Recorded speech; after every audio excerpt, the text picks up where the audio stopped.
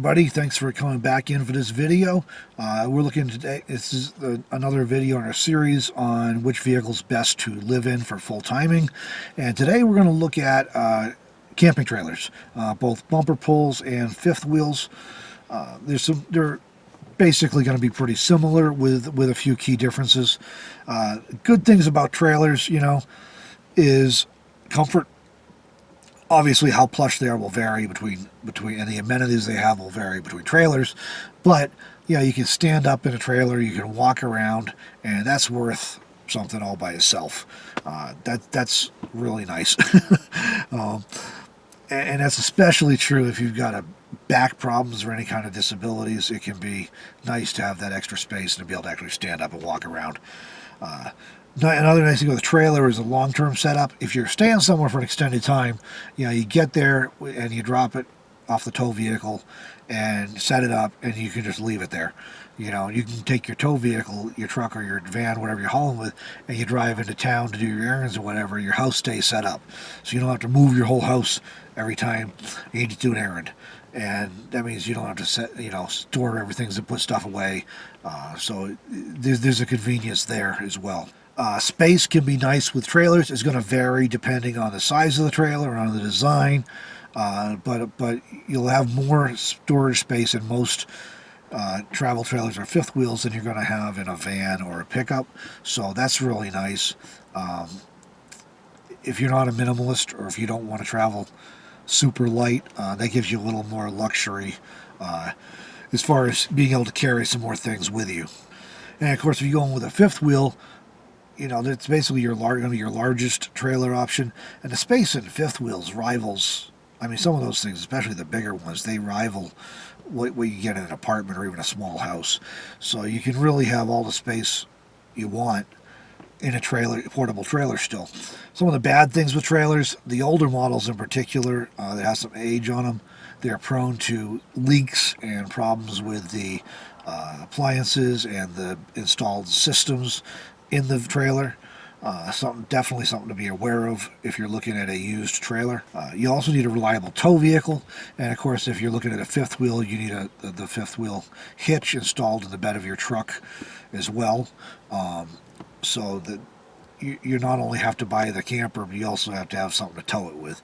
So you're sort of getting into two different vehicles, basically, and registration is on two different vehicles and what have you. So it's nice that you can park the trailer and leave it while you're set up somewhere, but you do have to have the separate vehicle. A lot of people may also find trailers to be an aggravation in towns or in areas with high traffic, just because of the hauling. If you're not comfortable hauling, that's going to be a challenge when you're, in environments that are a little more difficult to drive to start with. The setup on a trailer, you'll get the hang of it after a while.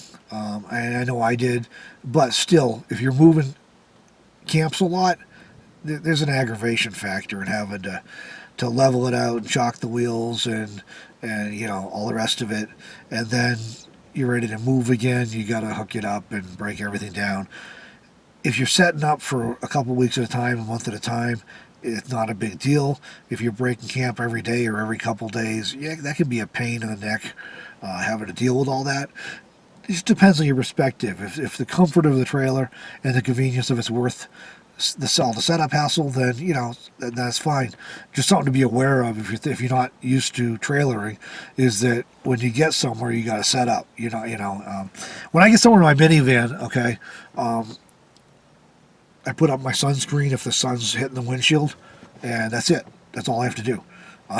So when I had a trailer, it'd take me 20-30 minutes to get everything set up and leveled out and be ready to actually say I was home.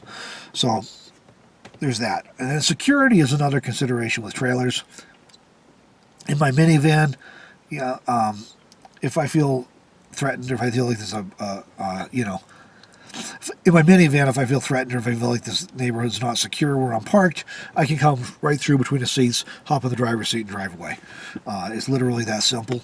I don't use the sunscreens at night because I want to be able to drive away if I need to. I use a blackout curtain that I just pull down before I come through. With a trailer, of course, you got to come out of the trailer and go to your tow vehicle to be able to drive away. Now, that being said, I've never actually had a problem where I had to leave a campsite, and I've been out here for a while now. I had once or maybe twice I've left places because I just wasn't comfortable, but it wasn't like anything happened. It just, I wasn't comfortable with some people that were nearby, and so I decided to move on. And in one of those cases, you know, I had a trailer and I had to hook that up. So I don't want to scare you off and think it's like it's a big dangerous world out here, because it's really not. You know, use common sense and basic precautions, and the vast majority of the time you're gonna be just fine. But if that is a concern to you, that you want to be able to drive away quickly, like you could in a van, you're not going to be able to do it in a trailer, because you have to come out of the trailer and get to the van. As far as my recommendations, if you're looking at a trailer, definitely consider the age and condition of the trailer you're looking at, as well as the reputation of that model trailer. They're not all built the same. Some are built way better than others. Some are noted for being shoddy. Some are noted for being well built and high quality. But also consider the age. The older it is, it doesn't mean it's in bad shape. It's just to be aware of it, because the older it is, the greater the chances that you're going to be looking at some repairs. Anytime you're looking at a trailer, fifth wheel, bumper pull, doesn't matter, you really want to inspect very carefully for evidence of current or previous water leaks, as well as any maybe shoddy repairs that were done.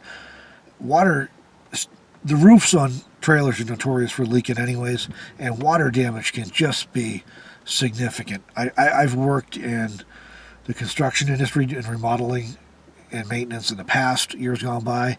I've seen what water damage can do. I've also had a trailer that ended up with water damage, and it's a nightmare. So look for that. Ideally, you know, you want to see one that doesn't have any evidence of water damage, or if there was, you want documentation that it was fixed properly and the problem was repaired. Just be aware of it, because it can cost you a whole lot of money down the road. And as far as shoddy repairs, what do I mean by that? Trailers, RVs in general, the way they put them together is really tough to get to a lot of things. You know, so, you know, does somebody cut a hole through a wall to get to a pipe, for example, or just look for if the thing's been maintained properly, or if somebody's been cutting corners. Because if somebody's been cutting corners, you may be inheriting more trouble than you expect when you decide to buy that trailer. And then finally, you know, if you're looking at buying a trailer of any age, but especially a used one, carefully test all the appliances and systems in the trailer to make sure everything works like it's supposed to. And if you can't test it for one reason or another, just assume it's not going to work and you're going to have to replace it. A refrigerator in a camper is going to cost you hundreds of dollars, not more than $1,000. A water leak in the bathroom may require tearing half the trailer apart to get to the pipes to fix it. So just, you know, test everything out and make sure everything's working. And if it doesn't work or you can't test it, just assume you're going to have major repairs on that section. So trailers can be a great option to live in. Personally, I think they're best suited to situations where you're going to be setting up for a while, because then you may have the 20 or 30 minutes to set everything up, but then you can leave it set up. You take your truck or van or SUV, whatever, to town. You don't have to move your house. So, you know, to my mind, that's where they're best suited. If you're planning on moving every day, every few days, I would be looking at, you know, a van or another vehicle where I didn't have to, or a small RV where I didn't have to deal with setting that thing up every time. That's my opinion. You may not be bothered by having to go through all that, but that's my take on it. If they're best suited for when you're going to be setting up for a while, but you want to be able to move easily when it is time. So I think in that case they give you the best of both worlds. Moving a lot, I don't think it's worth the hassle personally. Another thing to consider with trailers is it may limit your boondocking options. You know, you pull into a place you don't know what the road looks like or even where it goes. You're faced with it, and I've been in this situation many times. Oh, wow. Do I keep going and risk having to back the trailer out of this road? Do I just stop and camp here, even though it's not as far in as I'd like to be from off the road, because I don't know what's ahead? Or do I drop the trailer here and go on and explore and come back and then pick the trailer up and tow it up to the other campsite I find? You know, just ran into an exact situation like this last month coming up from New Mexico on a outside of Walsenburg, Colorado, south of Pueblo, and we're coming down a county highway. It's a marked county highway, and two different GPS programs directed us this is the way to get back to the interstate after we were checking out a BLM site, and miles down this road, they're like a lane and a half wide, no pull-offs, miles down that 90-degree turn, another half mile or so, and all of a sudden there's another 90-degree turn, and the road goes under a bridge, little bridge, under the railroad tracks, and it's low and it's muddy. I mean, it's a mud pit, and there was no way either one of our vans were getting through there, and the person I was traveling with had a cargo van with roof racks on it, and they couldn't have got through height-wise even without the mud. My minivan would have gone through with a height, but not the mud. Now, all I could think then when I saw that was, okay, this is annoying. I got to backtrack a few miles right now, but thank God I'm not hauling the trailer, because I'm looking at the road I'm on and the road I just came down, and I would have had to back that thing miles to an intersection before I could have turned it around, because it was a lane and a half wide, and then ditches on both sides. There was no way to turn around a trailer. And so that's the kind of situations when you're hauling a trailer you got to be aware of, is that you can't really be as adventurous about some of the places you might want to go check out.